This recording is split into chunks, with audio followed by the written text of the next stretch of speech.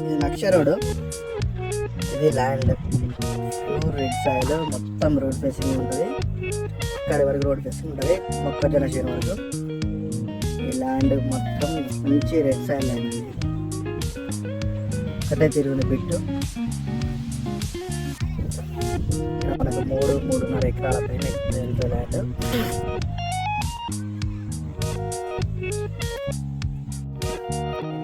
National హైవేకు దగ్గర 100 మీటర్ల రాగానే సరిపోతుంది.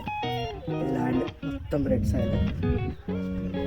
ఇది road pure red soil land మొత్తం 3 ఎకరాల భూమి.